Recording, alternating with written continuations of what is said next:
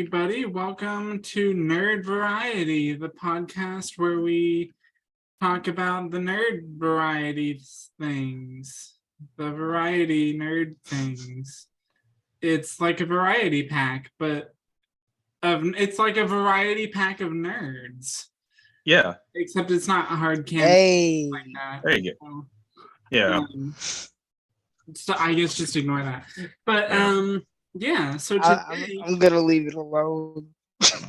Yeah. Today we are talking about Across the Spider-Verse.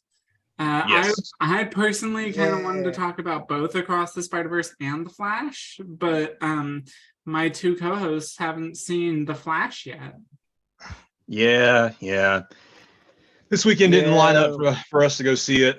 We talked about seeing it together Sunday, but we didn't really have the best timing for it.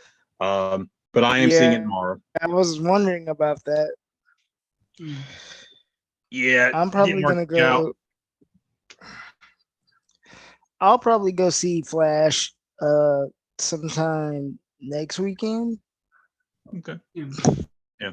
And then we'll do I'm going to see Across the Spider-Verse next weekend again. Yeah, do it. Go ahead, Josh. I was going to say, I think we're planning to do a big Flash episode to like talk about like just everything Flash, but we may need to do like a two-parter, like Flash the movie and then everything else, because there's a lot of Flash that we want to talk about. So a lot. Yeah. So let's go Spider-Verse. Let's go into the Spider-Verse first. Let's go talk about the Spider-Verse. This awesome movie. You took the words right out of my mouth, Hayden. Yeah. Not into the Spider-Verse. That was the first one. We're gonna go across the Spider-Verse. We're just gonna go across it. There we go. All right, I just want to start. My favorite thing from the movie, which is just, it's just obvious. If you haven't heard, or if you're not familiar, it seems they hinted heavily that Spider-Gwen is trans. I don't know if you noticed on the backpack, on the father's like badge, or maybe it was not a backpack, but like on his suit, his uniform, he had like a trans flag, and Gwen had a trans flag in her room as well. I've heard about the hints. I've heard about that being a possibility, and I'm all for it. Yeah, I don't see why not. Like I don't. Go ahead, man. Sorry. I don't think it's I don't think it's going to be a detriment to the character or anything, which it shouldn't be. Even if I know I've seen things about that where people think it would be, but it's not. Like, why not? Like, right. Right. Like, it's not that big of a deal. Why not? Right. I'm all for it.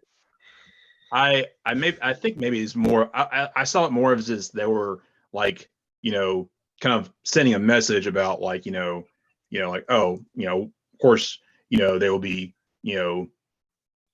thinking, if he had a trans flag or a trans sticker or something like that, it will be fine and be one thing. It's like, okay, that's cool. Yeah, just putting that out there. I'm sure the producers were like, yeah, let's put a positive message about trans people. Yeah. But I kind of read it more of like that was all the colors were just kind of her colors, like because her suit is very much, like the pink, white, bluish, colors, and then that's kind of like what they use to kind of like in her like scenery. So I thought that was just a complimentary art style. But hey, next year they could put it out in like a bolder context that trans, and it's like, well, there we go. Yeah, but I saw people using that like you said, Josh, her colors and the way she speaks, and when they bring up her text bubbles and stuff, I saw people using that as a reason why. But that's how it is in the comic books too. So yeah, that may not be a legitimate reason as to why she might be trans, but I mean, if it is, great. If it isn't, and they have another reason for making her trans, fine. Like I said, I think it's fine. Yeah, we'll see. We'll see. Yeah, I mean, it would be good representation for people, and it doesn't take anything away from the experience of other people. No, it doesn't. I did like that she had. It was like, how do y'all feel the movie was spread out? Do y'all think, me and my roommate were having this discussion about, do you think it was like 50-50, like part her movie and part Miles's movie? Or do you think it was, I thought it was more of like a third her movie and like 2/3 Miles? Yeah, I can see that a little more. I didn't even. The third her movie and 2/3 Miles' movie. Yeah. Matt. I didn't even really give that much thought, but now after thinking about it and how much and playing it back in my mind, I could see it being 2/3 Miles and a third Gwen. I wouldn't say too much 50-50 because there was a lot more going on with Miles in the spot to take up most of the movie versus Gwen and her issues and her universe and what's going on there and what she's dealing with. So I would say 2/3 Miles, 1/3 Gwen. Yeah, okay. I mean, they're obviously intertwined a good bit. I mean, absolutely. But yeah, I mean, there was definitely more of a Miles movie than it was a Gwen movie. Gwen was more kind of a B story. I would say a B plot, but I mean, she definitely it starts out with her, and then like her story, her personal journey is interwoven in with it, given what she has to deal with at the start of the movie and how that affects her decisions across the movie. Across the Spider-Verse. Yeah.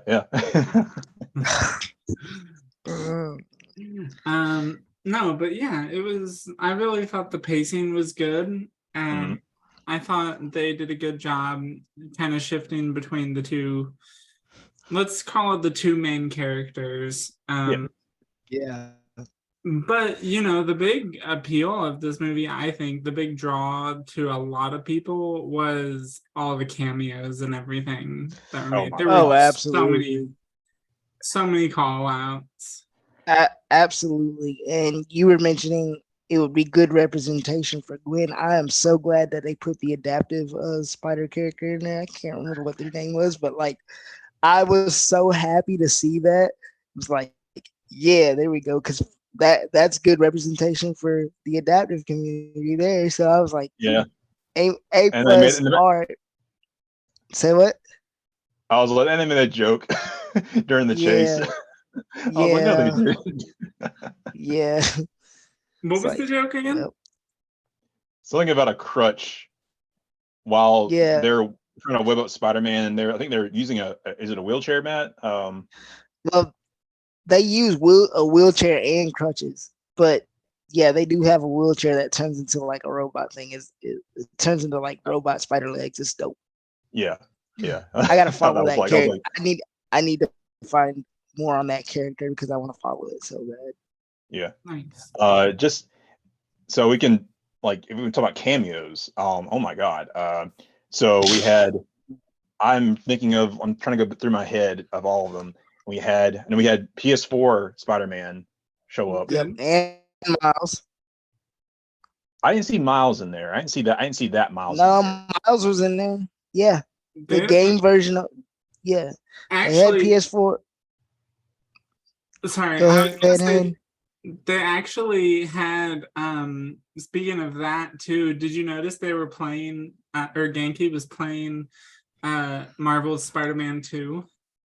No, I didn't see that. Yeah, I did notice that. Was it the first one or was it 2? It's 2. I thought it was the first one. No, it's the upcoming one. Nice. Yeah.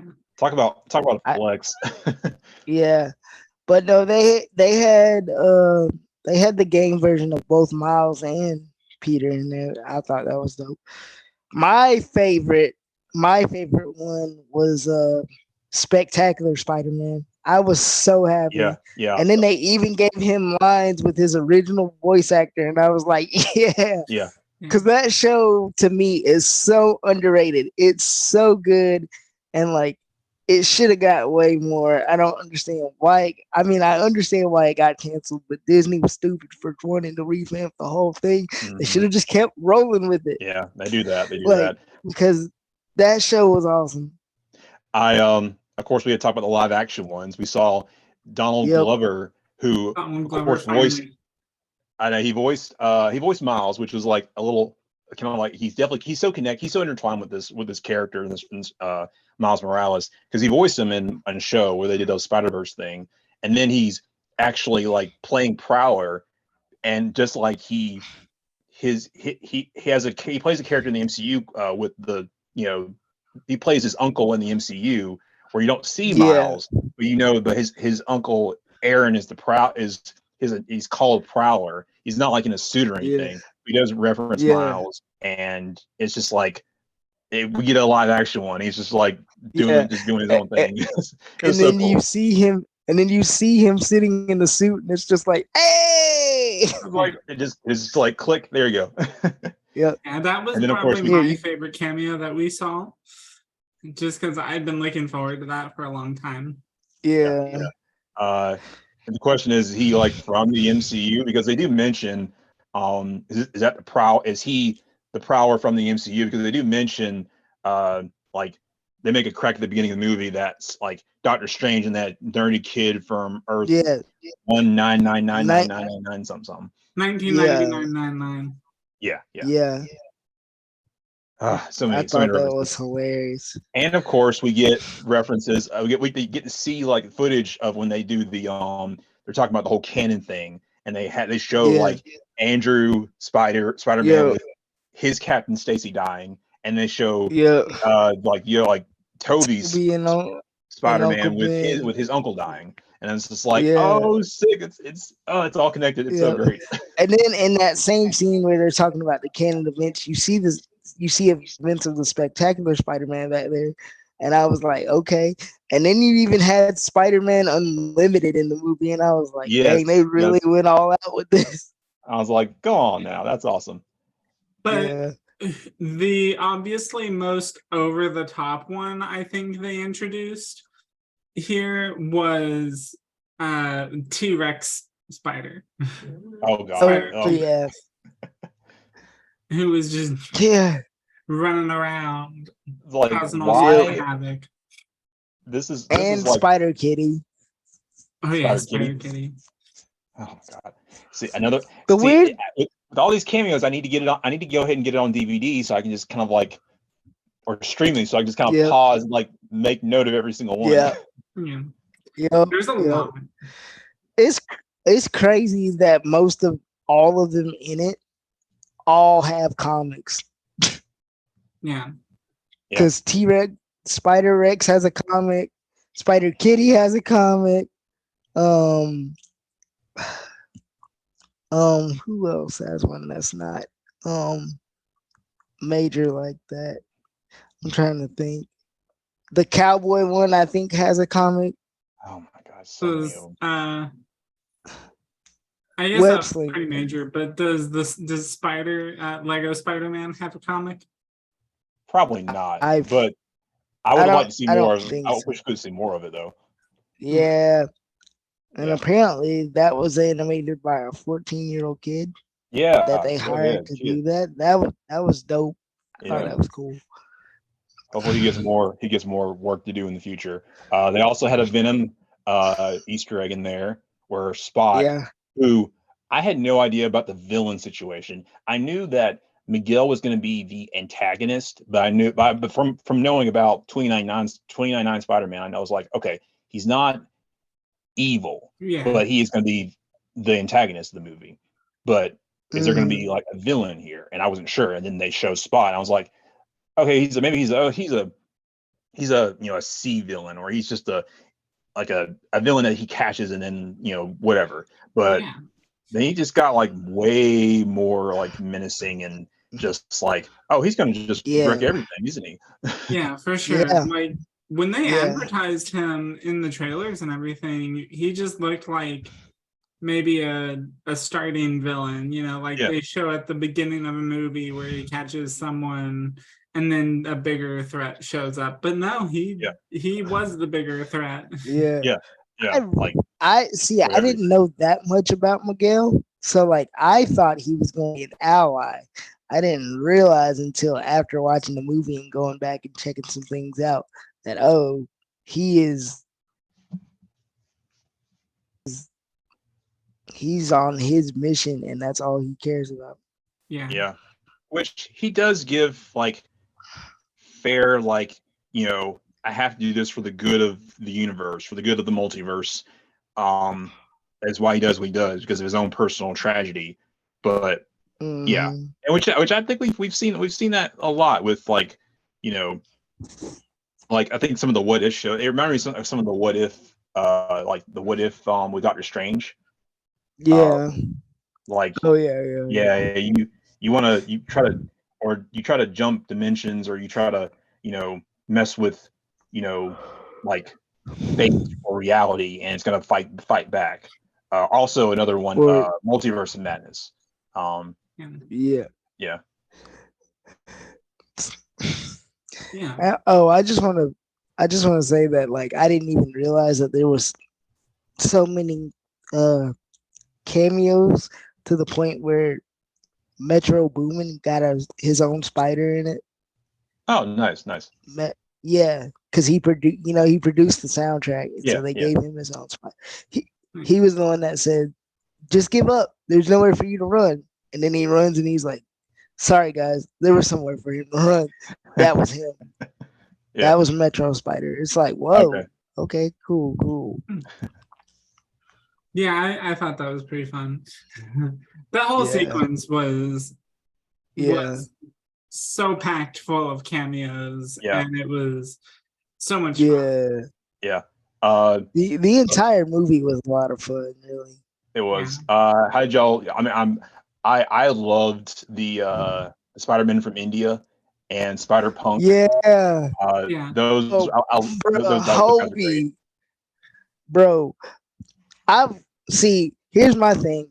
I saw an image of Spider-Punk like way back when, and I like knew nothing about it, but I was like, that is the coolest Spider-Man ever.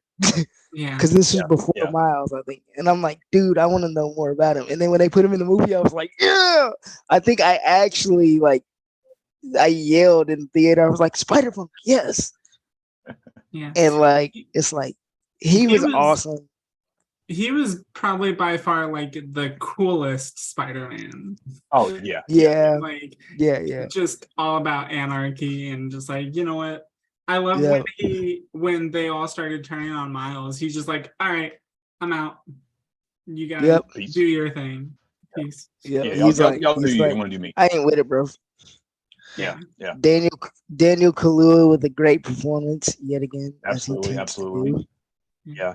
I can't think of his name, but same actor who plays who's in Deadpool, who's drives Deadpool around, the taxi guy. Dopinder, the dude that plays Dopinder. Yeah, he played Peter. What is it? Peter Pavarkar? Yeah. The Indian Spider-Man. Yeah. That whole sequence was just great. Yeah. That was pretty cool too. How did you feel about like the general plot of like the whole canon events, and that he has to, basically let people die? My point for that is like I was also looking at like the plot with his parents, because that felt like kind of like treaded ground to me. But then like with all the other stuff with him actually going into like the Spider-Verse, being another Spider-Man, and then getting that knowledge of what was going on, and and then then him bringing out all the canon stuff, I thought that was interesting. And I think it was definitely a something that's going to challenge him, because he's a different he's Spider-Man, but he's different than the other ones. but he also wants to be just wants to be like, have that bond, have that similarity, or have be able to submit that similarity to other Spider-Man. And part of that seems to be like he has to keep the canon. Yeah. And apparently the canon's so like important that if it's broken, then which is wild. But yeah, Right. that was a tough waters, kid. Yeah. Isn't the one where Scarlet Spider Ben Riley's from? Isn't his universe one where Uncle Ben doesn't die? No, Ben Riley is a clone. Yeah. Right, but there's a universe where one of the Uncle Bens doesn't die that I know. Is that Spider-Man saw Noir? something. I don't think so. I'm not sure. I can't remember which one it is. I have to rewatch that video again. Okay. It's check out. By the way, shout out to Channel Federator for the 107 facts about Across the Spider-Verse. That was a good video that gave me a little bit more of a deep dive into this, into the movie, because it pointed out a lot of stuff that I didn't notice. So y'all should go check that video out. But I don't know how I feel about the canon events, because I kind of agree with Miles. Like, each one of them should be able to do their own thing, like, even though it shouldn't matter that certain things absolutely have to happen for them to be Spider-Man. So I don't. It's a slippery slope for me, because I'm like, I get it, but also I'm like, why? Yeah. Because it's like you're like, the fact that also the one big thing is like they're like when Miguel confronts him on the train thing, and I like the idea of them throwing a train, a train sequence in there. I thought that was clever. But the thing that he confirmed was like, you weren't supposed to get the spider. That spider was not even from your universe.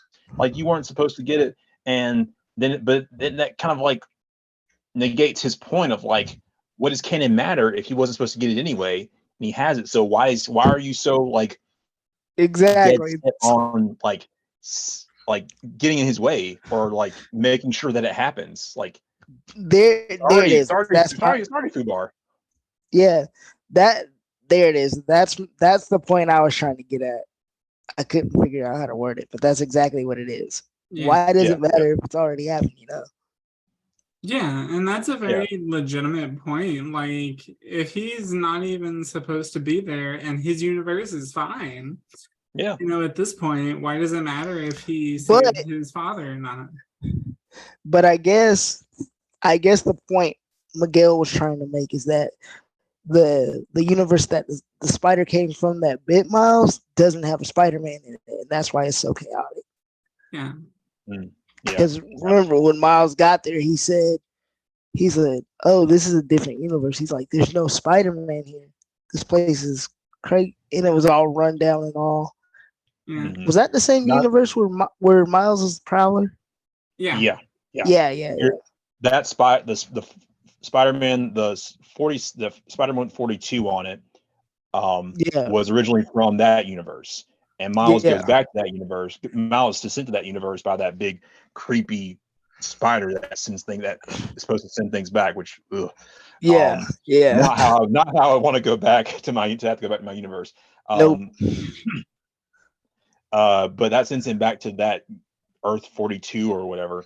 And then he kind of it's out. It's not noticeably bad, but of course you see that his dad's gone and he's taken over. He's the Prowler in that universe, which just gives me a lot. I have a lot of questions, which I guess will be answered next year. Well, doesn't that mean that the canon event took place if his dad ended up dying in that universe? Yeah, I guess, but it's still like, why is it? Why it's so too, because it's like, why does it have to be his dad? Because his dad is the police captain and his dad. Like, Yeah, never mind. like, He lost his uncle. He lost his uncle. yeah, And now when he did lose his uncle, so yeah. He lost somebody does important to him. Prowler Miles need to lose his uncle in that universe too? Oof. If Miles Oof. loses his dad, Miles loses his dad. Then I've this is just me throwing this out there for storyline sake. He has every right to become the Prowler if he loses his uncle, to stay the Prowler if he loses his uncle too. Yeah. Because right now he is the Prowler and his uncle is his partner. But if he Miles, I don't know what's gonna happen in Beyond the Spider Verse. But I'm just saying, if if our Miles tries to help out Prowler Miles and he starts to change his ways and then he loses his uncle, man, he's just gonna villain arc the shit out of that. Yeah. And stay the Prowler. I mean, what do you think the chances are of Miles actually giving up the Prowler suit and everything? I can't tell. It was thrown out in the end of the movie, so I have no idea. Yeah, yeah, I have no idea. It's complete up in the air. I have my theories, but I don't want to get into them because I don't know enough, and I don't want to, reach too far. Yeah. Well, what do we think about the movie overall, like as a whole? Yeah, I thought it was good. I thought it was really good. It was very entertaining. It was just so much fun to look at. Oh yeah, there was a whole lot going on. It was just a amazing art project, like visually, like audio wise, like the music and just the score and just things they did. Like it was just, oh man, like I was like, when I saw that scene of like him and Gwen like hanging underneath the ledge and like looking at New York upside down, I was like, oh yeah, I need that as a screenshot, like because that is awesome. The scene where the scene you talking about, the scene where Gwen was upside down and Miles was standing on top of that one pillar of that building. No, they're sitting together because he joins her underneath and they sit together. That scene and the one I'm talking about, both of those scenes, I was like, man, that's freaking cool. Yeah. Like that was dope. I was like, man, and the amount of details that the artists put into like the facial, like the close-ups on the facials and the physics of their faces when they're doing all these swings and everything. It was awesome. Yeah. It was awesome. I thought a lot of the social commentary that they were trying to touch on was good. I thought, the overall story of discovering yourself and finding your own path was good. I thought it was funny when it needed to be funny and serious when it needed to be serious. Mm-hmm.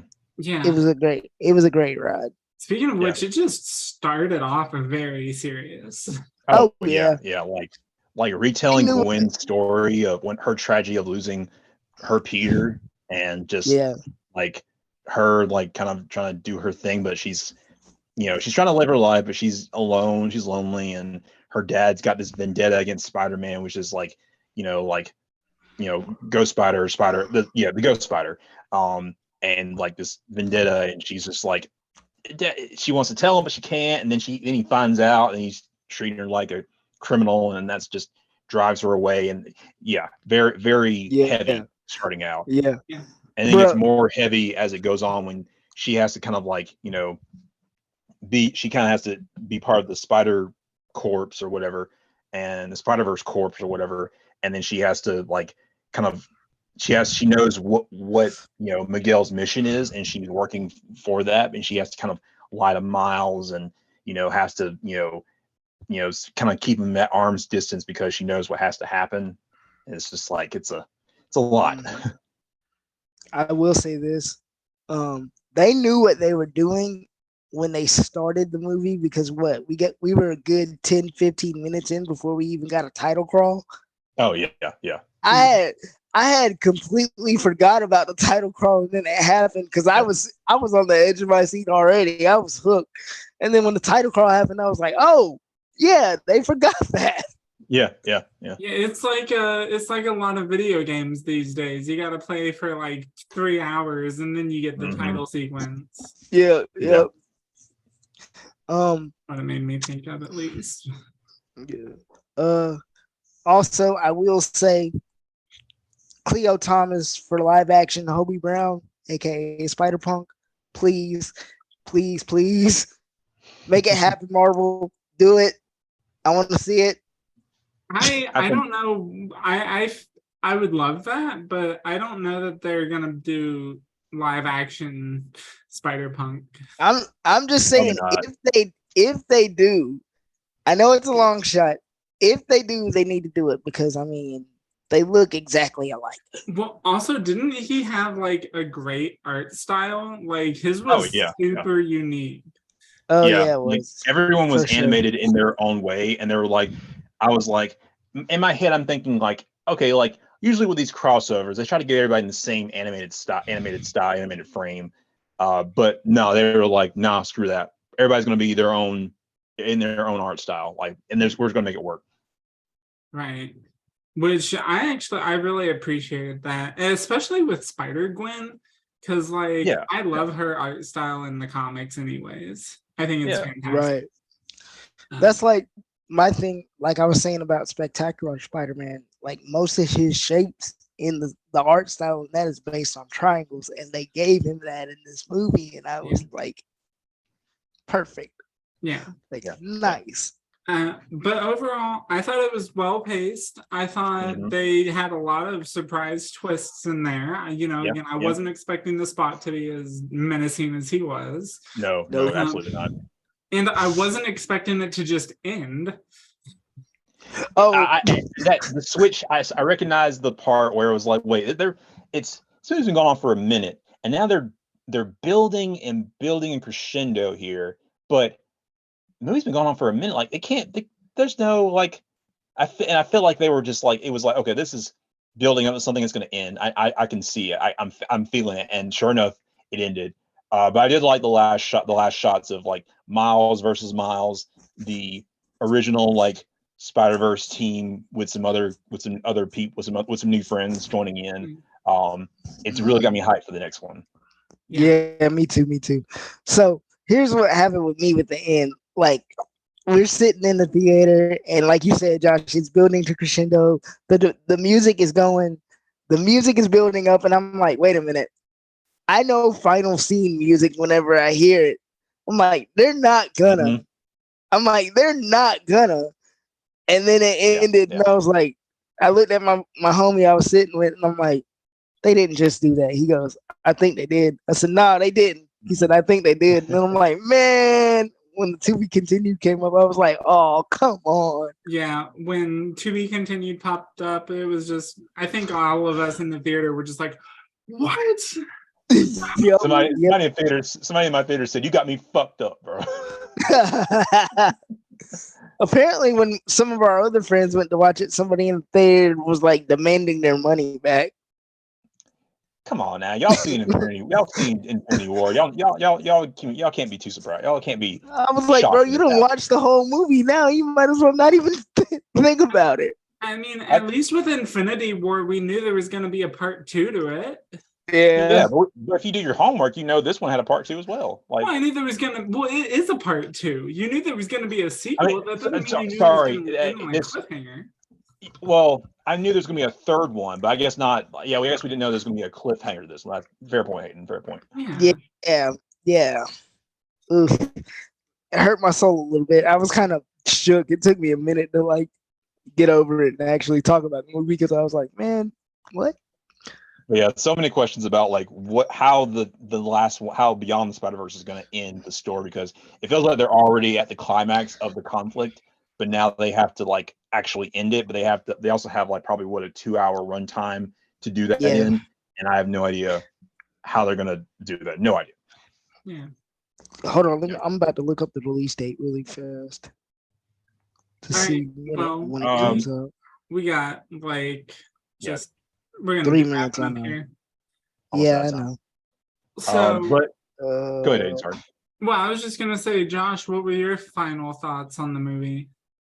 Oh, just amazing work of art. I want to see it again. You know, I can't. It's hard to say which one was better, Into or Across. I feel like they're, you know, like just different sides of the same coin. I can't wait for the third Yep. one. And yeah, Yeah. So, according to Google, the Beyond the Spider-Verse comes out March 29th of next year. not too far away. Not too far away. Not too far. We can do this. It is too far. It's too far for that cliffhanger. Do it, Hayden. We believe in you. Yeah, you can do it. We all have to stick in there together. Yeah, we'll do it. Yeah. We'll do it. But if you had to rate it on a scale of 1 to 10, where would you put it? Oh crap. 9.5, only because of the cliffhanger. Right. Yeah. Yeah, that's what I was gonna say. Is 9.5. Yeah, 9.5 sounds good to me. I think it was a solid movie, and even with everything going on, they fleshed out a lot. Mm-hmm. They gave us a lot and fleshed out a lot, and then still left us with wanting more. So definitely 9.5. Yeah. Yep. Great movie, great follow-up, and a great middle movie to the series. Yeah. All right. So I think next time we record, whenever we record, I think we're probably looking at maybe doing a Flash review. Mm-hmm. Yep. So I've already seen The Flash. As we discussed earlier, Matt and Josh have not yet. I want to discuss it at once because, you know, they have a lot of similar themes. Mm-hmm. Kind of, you know, it's the whole multiverse thing being messed with. Yeah. But yeah, I'm looking forward to that discussion. Yep. We'll see y'all next time. And I'm ready to see how Barry messes up another timeline. Yeah. Here we go. Here we go again. Well, until next time, everybody, nerd out. Nerd out.